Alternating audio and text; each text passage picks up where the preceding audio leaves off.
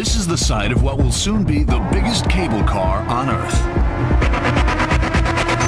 It'll link one of the world's most dynamic cities with this, the world's largest seated Buddha at Tongcheng. It must withstand landslides, flooding, and typhoons. It's one of the toughest and most dangerous jobs in construction. But the project is already falling behind schedule. The rainy season is just starting, and a team of Swiss engineers has less than 9 months before Chinese New Year and the grand opening.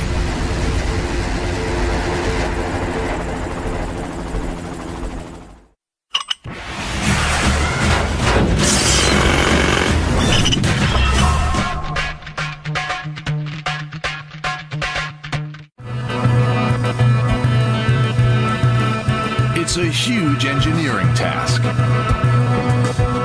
To build a state-of-the-art cable car that will traverse 3.5 miles of rugged mountains and a wind-lashed stretch of the South China Sea, you need one key ingredient. A team of the world's finest cable car construction workers, men and women who've honed their skills on the granite peaks and glaciers of the Alps.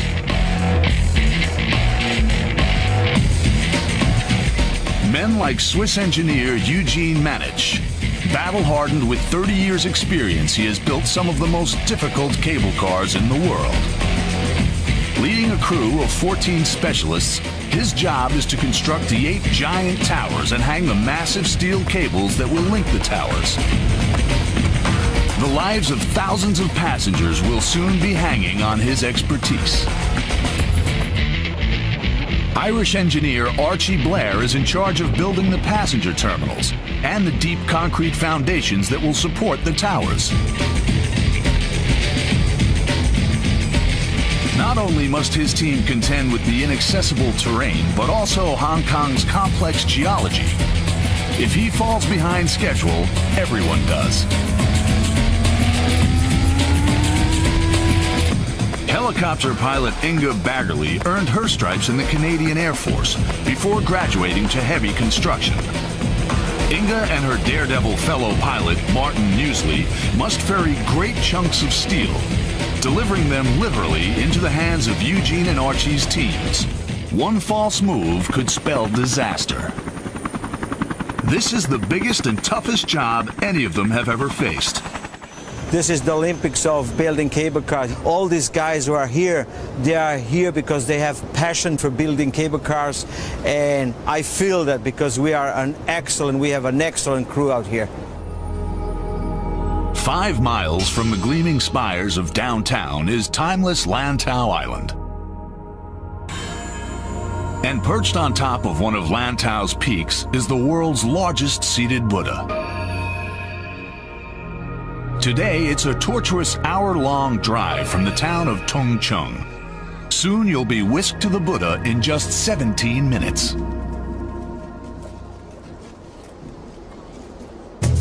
In essence, a cable car works like this.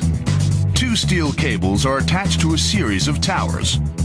Passenger cabins hang from one of the cables, and the other cable hauls the cabins, pulled by a huge engine. In Hong Kong, the cable car starts at Lantau's main town, Tongcheng. From there, passengers loop across the bay via Airport Island before beginning the steep climb to the Buddha. It's the quickest and easiest route. But unfortunately for engineers, most of the journey runs across National Park. And to lessen the environmental damage, planning authorities have demanded a minimum number of towers. But less towers mean each must carry a heavier load. Heavier loads need bigger towers, and the 8 big towers are harder to build.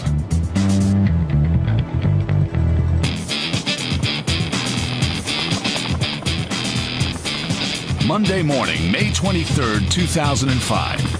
The team from Swiss cable car company Leitner are 6 months into the job and have reached a critical stage.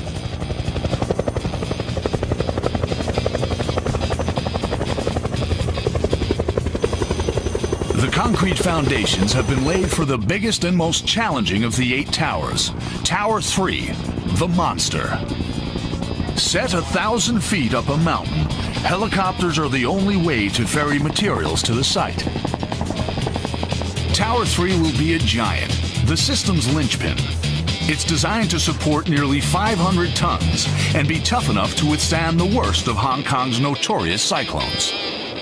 This tower has to carry each side over 210 tons. And that's huge, unique in the world.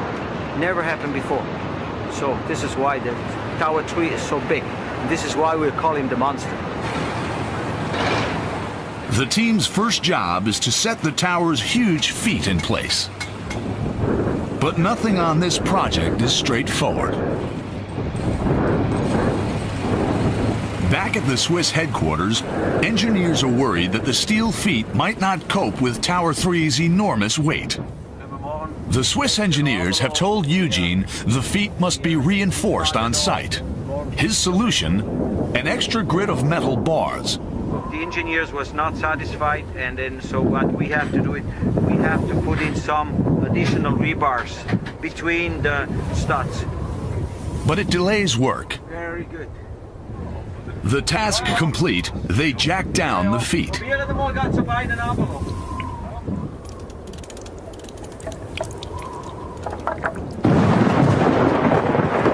Unluckily for the team, the heavens suddenly open. One of the biggest challenges on this job is Hong Kong's erratic weather, and the rainy season is only just beginning. Unfortunately, helicopters can't fly in heavy rain, and if the helicopters aren't flying, the men can't work. I'm absolutely frustrated because weather change every hour, rain, heavy winds, and now if you see it's absolutely, everything is upside down.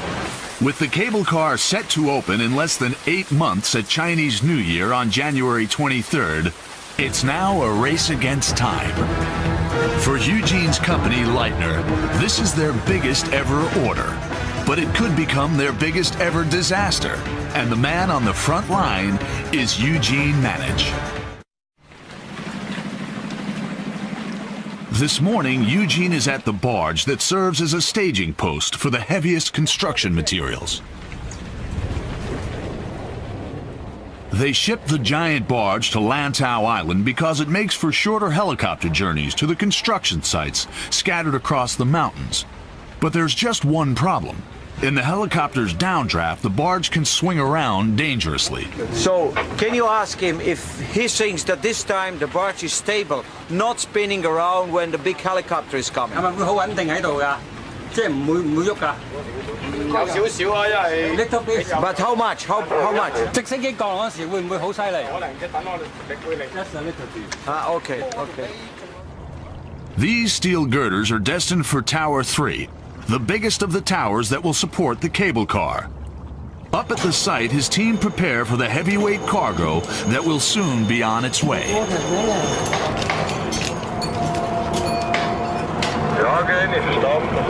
Ja, du hast gefragt, ob du noch etwas würdest brauchen. Ich glaube nicht, das wird alles bei uns hier alles bereit sein. 10 Minuten, Viertelstunde. Sagen 10 Minuten könnte es weitergehen, denke ich. Okay, merci.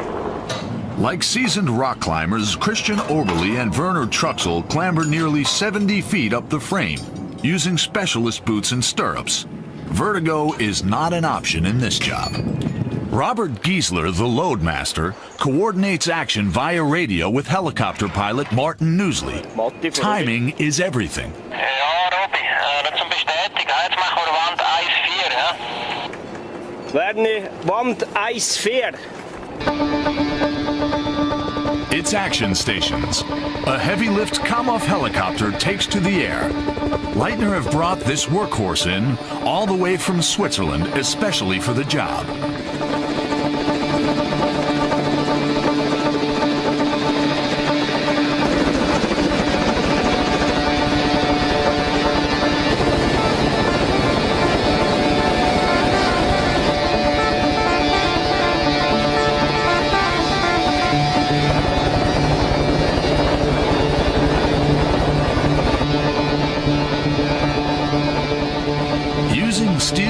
and hammers, they have just moments to align the girders.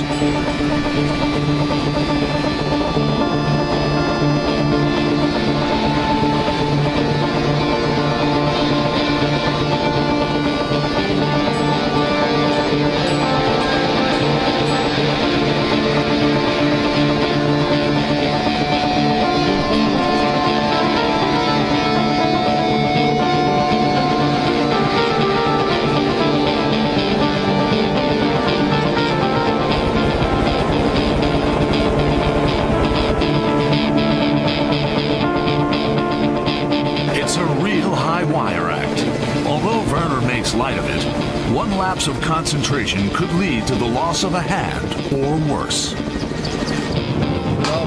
There's quite a bit of side wind, which is quite a problem. Apart from that, it's easy. One leg of the tower is almost complete, but Werner and Christian must move fast as the wind is picking up, and wind makes the job even more perilous. It's all about teamwork. You have to be able to trust your teammate. He has to know how you think, and you have to know how he thinks. As Christian says, it's all about teamwork. Each 2-ton girder must hang from the helicopter at exactly the right angle, so that it can be easily placed in its final position. This girder has been wrongly balanced, and the men are forced to reattach the rope in a different place, wasting valuable time.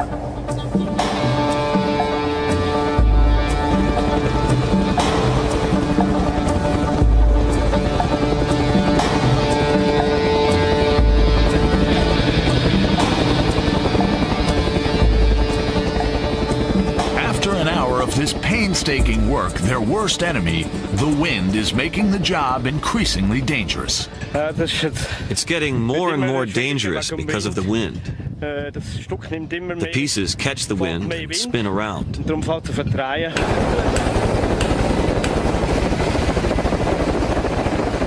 Once again, Hong Kong's weather means construction grinds to a halt. Wir haben ein wenig starken Seitenwind gehabt zuletzt. We had too much side wind. The problem is that we should have gotten all the pieces aligned with the helicopter today, which we haven't. Despite the wind, the team are halfway through building Tower 3, but the remaining towers in the system are falling behind schedule.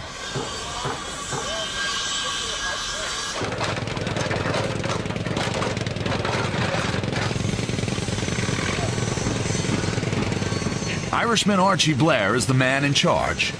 What we're doing is absolutely critical, and if we fall behind because we've got problems of design, which we have had, or because we've now got problems with the weather, that has all got an impact on the potential impact anyway on the completion date of the project. He's heading for Tower 7, the most problematic of all. Unfortunately for Archie, when they began excavating the site, they discovered a serious geological fault. We had to redesign the foundations. So basically what we've done is designed large transfer beams so that we can transfer the load from the towers out into better ground. And it's in the better ground that we have driven the piles, and then the transfer beams transfer the load from the towers out into the piles. But this will take time. Eugene can't build the tower until the foundations are complete. And the foundations are far more complicated than originally planned. So this is our troublemaker. We're supposed to have that tower handover to Leiner from Maida on the 7th of January 2005. And as you can see, it's really tons of work to do. And this is like base of an Eiffel Tower. And it's just a normal cable car tower. So what can I say? There's another worrying problem Eugene must wrestle with. The heavy-lift Kamoff helicopter, crucial in the construction of the towers, is due to be shipped back to Switzerland in September. This is a deadline Eugene just can't shift. We have just to wait and hope the weather stays good, and if the foundations are not going to be finished for the 20th of September, we are in big troubles, because it is no way to stop the camel going back home, because they have a lot of work to do in Switzerland. So you see, the situation is really very critical. Nearly 6,000 miles away, high in the Italian Dolomites, one of Leitner's latest cable cars opened in 2003. It's a good example of the type of cable car they're building in Hong Kong.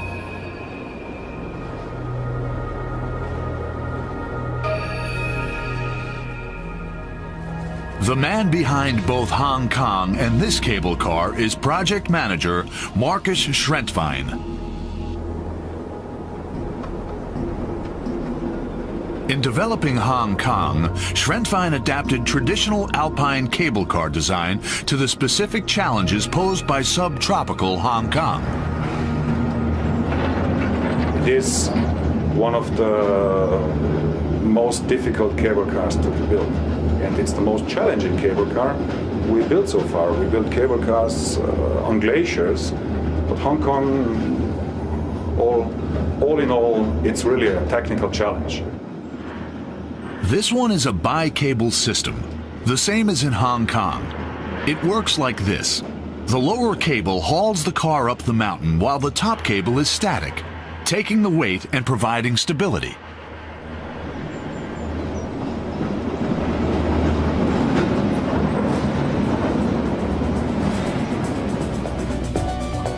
Designers and engineers at the Swiss headquarters spent 3 years developing Tung Chung. Not only has the system been designed here, but most of the components have been built here too, and shipped to Hong Kong.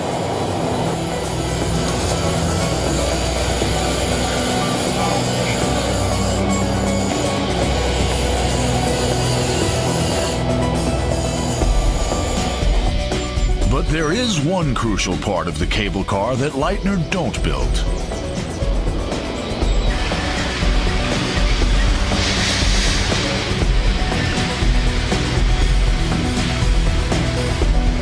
The giant steel cables that will carry the cable cars. This contract has been won by another Swiss company, Fatzer. At more than 2 miles long and 3 inches across, the cable is one of the biggest they've ever made.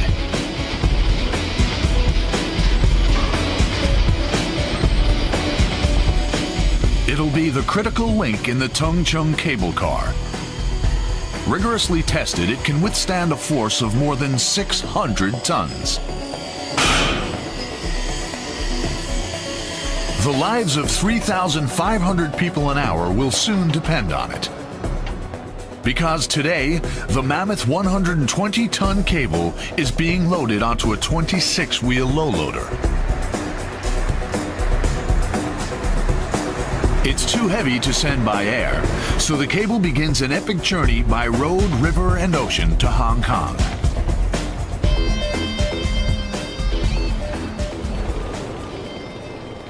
Back in Hong Kong, Eugene has reached a crucial stage in the construction of Tower 3, the biggest of the towers. This is, hey, 1, 2, 3, 1, 2, 3, not all together. You understand? This is wrong. Yemen time. Yemen time. Okay. This morning, his team are fixing the all-important saddles on the tower. These are the runners along which the cable will move. So this is the part where the track rope goes on, and this is the rollers, the whole rope is going on. So they are going to be set up one by one. Nothing is straightforward when building cable cars. The team have discovered the saddles don't quite fit the girders, and they're forced to cut them to size right here. Improvisation is the name of the game. We discovered that the welding spots on the inside of the crossbeam are bigger, are higher than we're supposed to be. So we have to cut this the plates off and just modify it.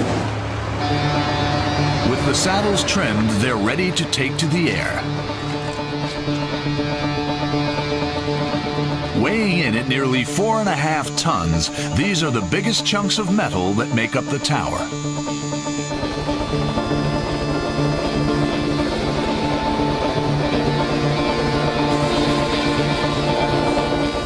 For pilot Martin Nusli, the main challenge is lifting the saddle safely from the barge, which shifts dangerously in the downdraft.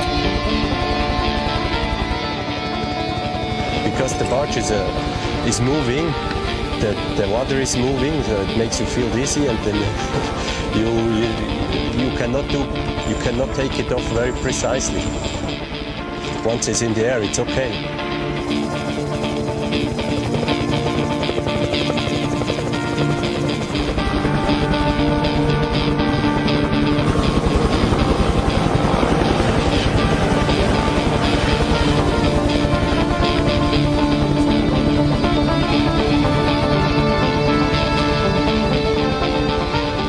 The next test is to deliver the saddles safely into the hands of the construction team.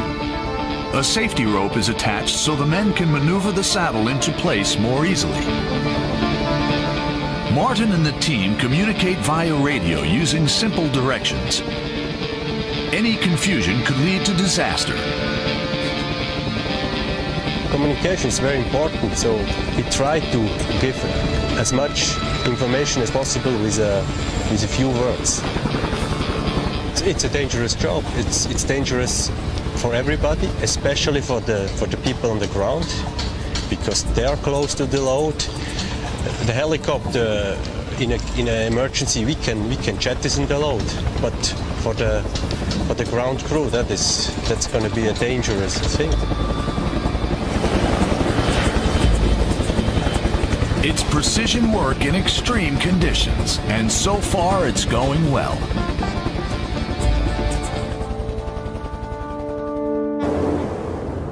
Nevertheless, elsewhere on the project, progress is slow. Delays in building the remaining tower's foundations have had a serious knock-on effect for Eugene. The schedule is slipping, and opening in time for Chinese New Year is looking increasingly unlikely.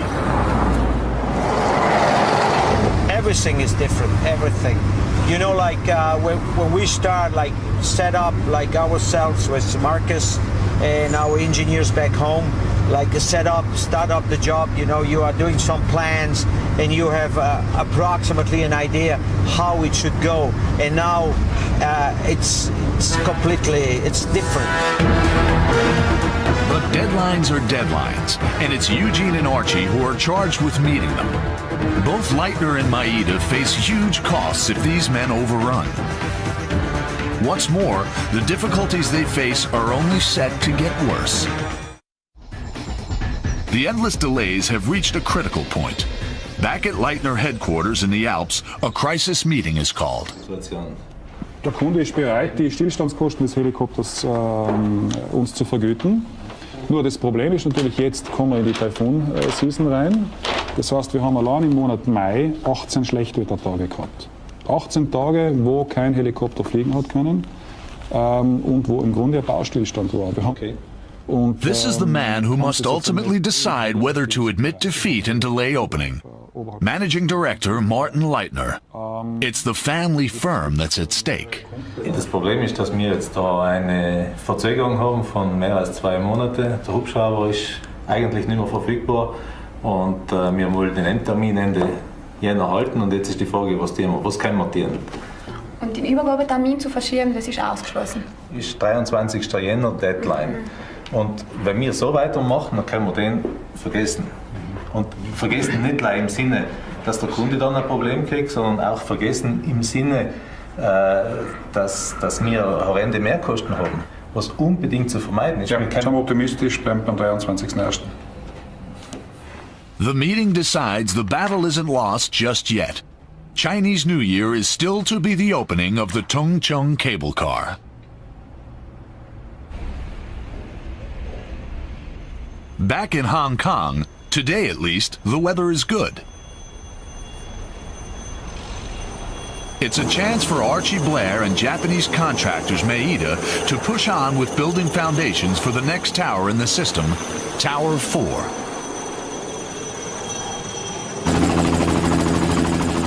a fleet of 3 Llama helicopters take to the air.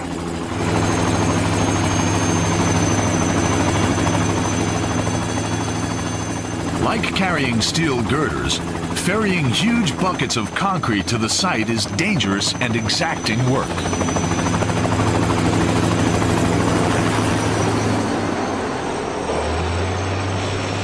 It's dangerous for the helicopters because they are carrying, number one, they are carrying a load. It's at the end of a long line and it's swinging about and they can't control that movement very much.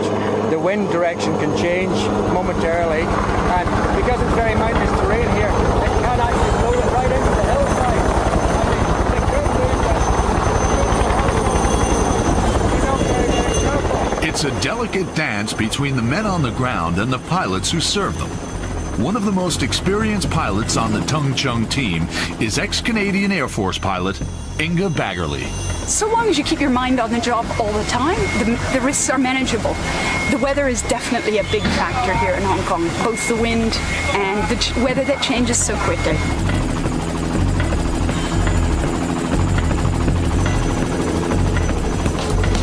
I think they have the harder job, myself, because when you bring a concrete bucket in, it's 2,000 pounds.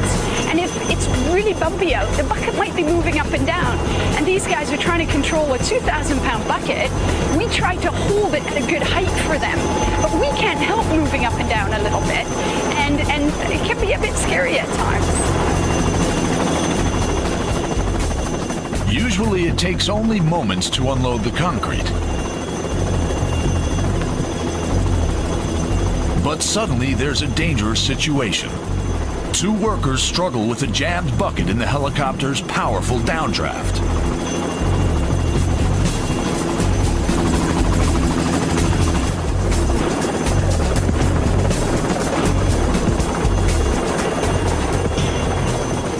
Brute force saves the day.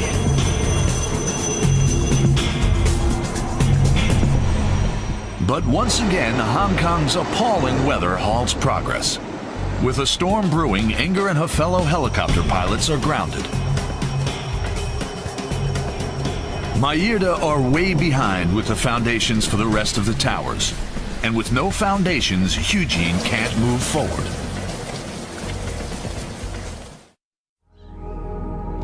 It's now September 1st, 2005. 3 months after the crisis meeting at Leitner headquarters about delays on the Tung Chung cable car. Since then, the situation has got worse. Much worse. Hong Kong has suffered one of the worst rainy seasons on record. Now the project is 12 weeks behind schedule. But at last, the rainy season is over. And today, Eugene wants to put the finishing touches on Giant Tower 3. All that remains is to attach the crossbars, which will allow easy access for maintenance. You see they are twisting to each other, so the pilot, it's a very, very difficult job. He has to lead them out, you know, in between. You see that this pipe stays here, and this one is leaving with that crossbar. And this is the most difficult job the difficult part on that job, to take it off from the barge. So we have to be prepared very, very well.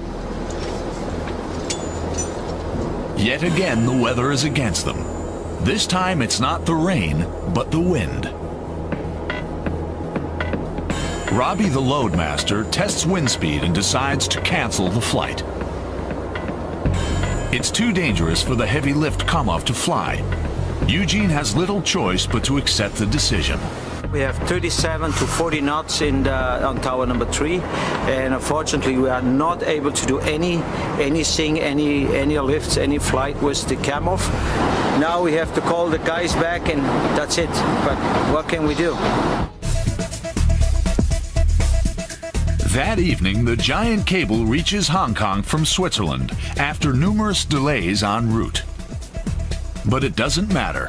The Leitner team aren't ready for it anyway. Marcus Sigrist, Tung Chung's construction manager, is painfully aware of this. The major delay obviously has been caused by not completing the civil work. There are many factors which have played a role. Weather certainly was something which we couldn't calculate. Obviously we are far behind. We're trying to catch up. We're trying to get more resources into it from our side to speed up the process. The roads are closed to traffic. Working through the night, Marcus helps position the huge cable, ready to be pulled between the towers.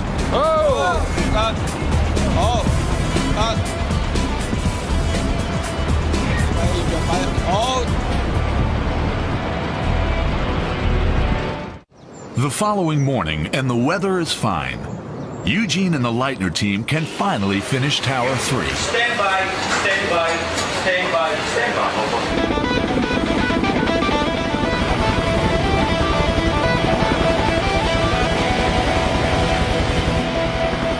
The crossbars are the most awkward of all the 40,000 separate pieces that make up the jigsaw that is Tower 3. This means installing them is difficult, and the Leitner team have to be especially precise.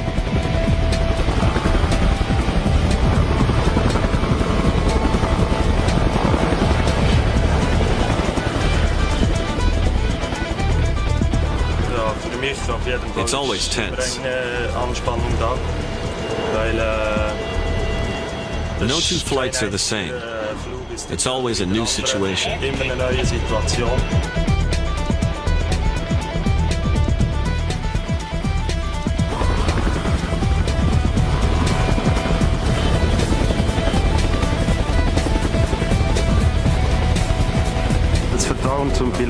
Trusting the pilot is very important, because if something goes wrong, you can pay with your life.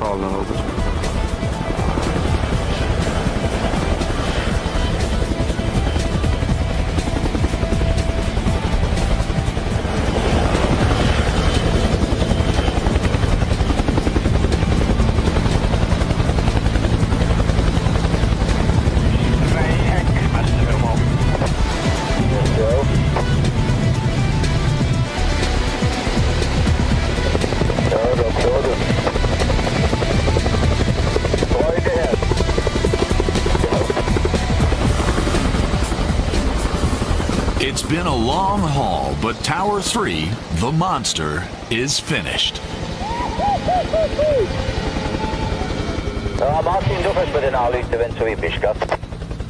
It's one of the biggest cable car towers ever constructed, and Eugene's men raise a little piece of Switzerland to celebrate.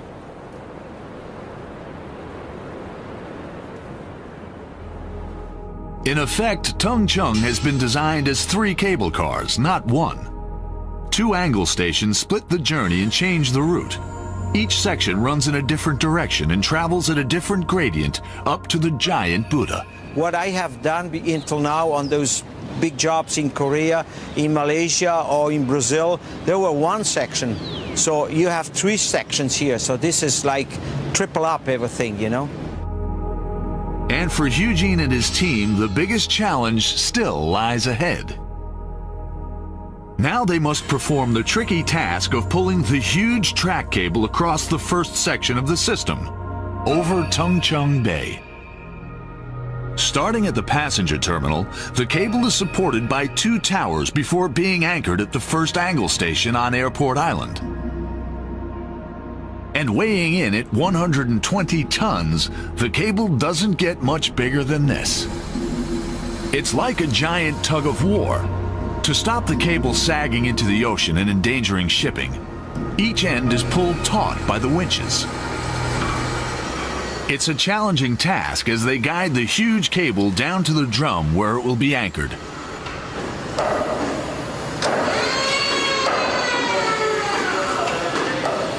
After finished, the tension will be over 95 tons on each cable. So this is a lot of tension on it.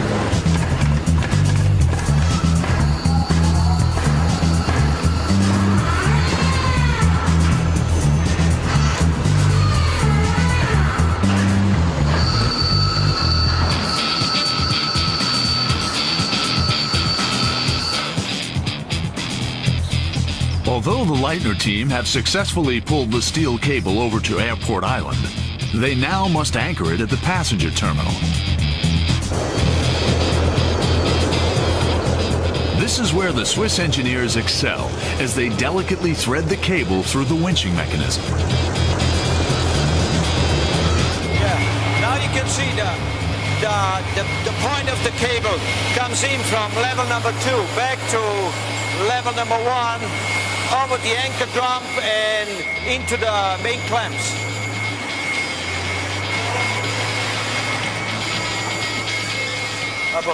Just as they're ready to anchor the end of the cable to a huge drum in the terminal building, there's a difficulty.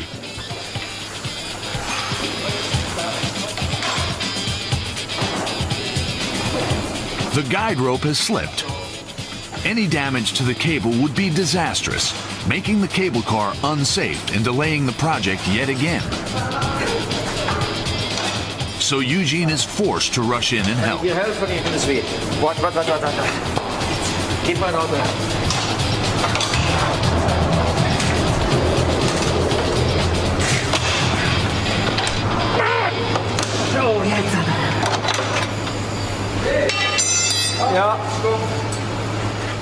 But as the day draws to an end, Eugene realizes he has a much bigger problem on his hands.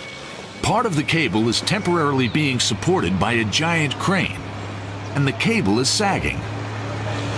This is the 17 mm track rope, and because of the stiffness of that big cable, we have to lift it up to 60 meters. Unfortunately for Eugene, local regulations forbid leaving a crane carrying a load overnight. This is because of the danger of high winds toppling it. Now we are in a critical situation. We cannot leave the weight during the night on the hook. We have to release. So what we have to do is we have to go on the other side of the station and just pull a little bit more. We have too much slack to this side, so we have to pull on the other side. And that's it, what's happening at the moment. Markus, lass mal wegen dem Kran, es wird etwa 8:30, gell? Eugene's colleague, construction manager Marcus Sigrist, now becomes involved. Okay, good. They cannot leave the weight on the crane. You can't do that.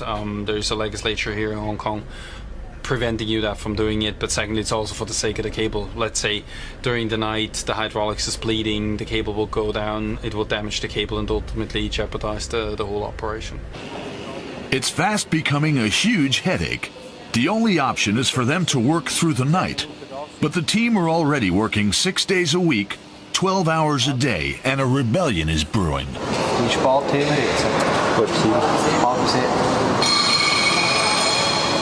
Tempers flare, and we're told to stop filming.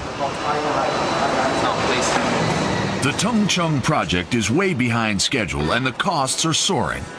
Pressure to finish the cable car on time is pushing everyone to the limit. Yeah, don't ask me about overtime. Overtime is not a problem. We just want to finish the job, okay? The fate of the world's biggest cable car is hanging in the balance. Hong Kong.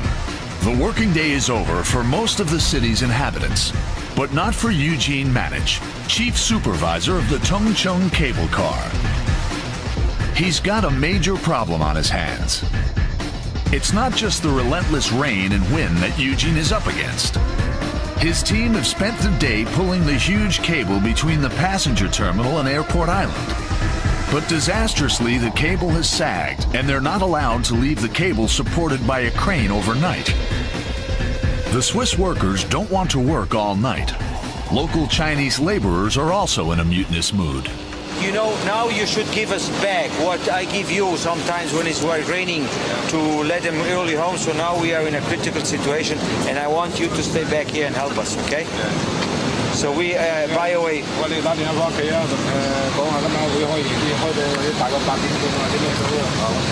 And on Friday, 5 o'clock, we have big party here. Okay? It's now midnight. Eugene and Marcus have finally persuaded their men to stay on to solve the problem. At the end of the day, these men are professionals, and they know construction must go on. Rito Zurbrug is supervising the job. It doesn't always go to plan. You always have to think ahead, and sometimes it just doesn't work, and you have to adapt things. That's what makes it interesting. The team's hard work has paid off. With the cable taut, the first critical phase of the Tongcheng cable car is complete. It's late September. The cable car project has been the hardest ever attempted by Eugene and his team.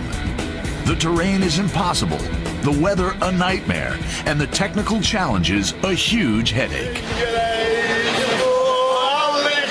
But tonight, at least, there's a reason to celebrate. It's now highly unlikely that they'll finish in time for Chinese New Year, but Eugene and the boys have finished the first stage of the world's biggest cable car. This is just fun, because we had a couple good weeks, so everything goes fine. Right on cue, the heavens open. But tonight, at least, it doesn't matter. It's time to party, and they deserve it. Never you can drink enough in Hong Kong. No. Too much sun, you sweat too much. Pure water. What about your guys? What do you think? They have a drop sometimes, no problem. They deserve, but not me.